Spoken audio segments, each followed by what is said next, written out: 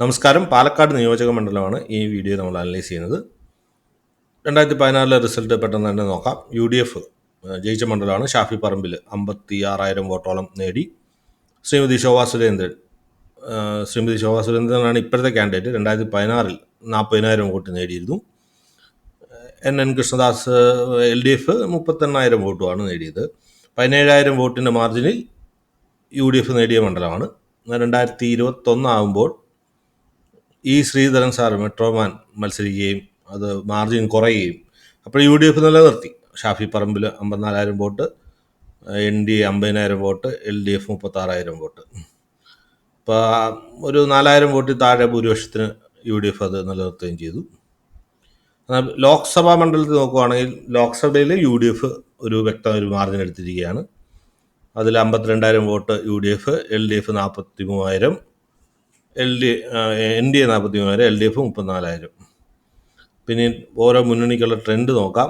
Palakkad LDF 38,000 vote 2016 ഉണ്ടായിരുന്നത് 36,000 ആയി.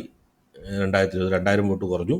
വീണ്ടും 2024 ആയപ്പോഴത്തേക്ക് 2,000 വോട്ട് കുറഞ്ഞു, 34,000 വോട്ട് അതിലോട്ട് കുറഞ്ഞിരിക്കുകയാണ് LDFൻ്റെ വോട്ട് ഷെയർ. UDFൻ്റെയും ആക്ച്വലി കുറവാണ് വന്നിട്ടുള്ളത്. 57,000 2016 57,000 ഉണ്ടായിരുന്നു, 54,000 ആയി 2021. ഇപ്പോൾ 2024 ലോക്സഭയിൽ 52,000 ആയി. ആക്ച്വലി UDF മുന്നിൽ വരുന്നുണ്ടെങ്കിലും വോട്ട് ഷെയർ കുറയുന്നുണ്ട് എന്നുള്ളതൊരു ഫാക്റ്റാണ്.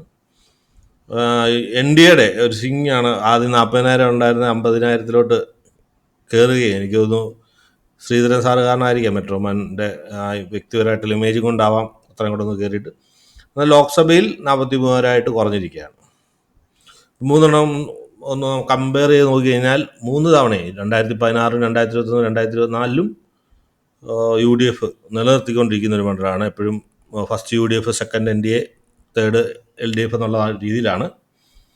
പക്ഷേ ഇപ്പോഴത്തെ കണ്ടീഷനിൽ ആകെയുള്ളൊരു കാര്യമെന്ന് പറഞ്ഞാൽ ഇപ്പോഴുള്ള സ്ഥാനാർത്ഥി നിർണയത്തിൽ ഇപ്പോൾ ശ്രീമതി ശോഭാ സുരേന്ദ്രനാണ് വീണ്ടും മത്സരിക്കുന്നത്. ശക്തയായ ഒരു BJP കാൻഡിഡേറ്റാണ്. അപ്പോൾ ആക്ച്വലി UDF മുന്നിൽ നിൽക്കുന്നതാണെങ്കിലും ഇപ്പോഴുള്ള രാഹുൽ മാങ്കൂട്ടിൽ വിഷയവും അങ്ങനെയുള്ള പിന്നെ കാൻഡിഡേറ്റിൻ്റെ സെലക്ഷനും ഒക്കെ കൊണ്ട് ഒരു NDAക്കാണ് ഞാനൊരു അപ്പർ ഹാൻഡ് കാണുന്നത്. BJP അവിടെ ഒരു ചെറിയൊരു മാർജിൻ ജയിക്കാനാണ് സാധ്യത എന്നാണ് എൻ്റെ ഒരു അനാലിസിസ്. പക്ഷേ ഷാഫി പറമ്പിൽ തന്നെയായിരുന്നു UDFന് തന്നെ ഒരു ചാൻസ് നമുക്ക് കൊടുക്കാമായിരുന്നു. എന്തായാലും നിങ്ങളുടെ അഭിപ്രായം ഒന്ന് കമൻറ്റ് ചെയ്യൂ. ഇതേപോലുള്ള വീഡിയോയുമായിട്ട് ഞാൻ വരുന്നുണ്ട്. ചാനൽ സബ്സ്ക്രൈബ് ചെയ്യണമെന്ന് അഭ്യർത്ഥിക്കുന്നു. നന്ദി, നമസ്കാരം.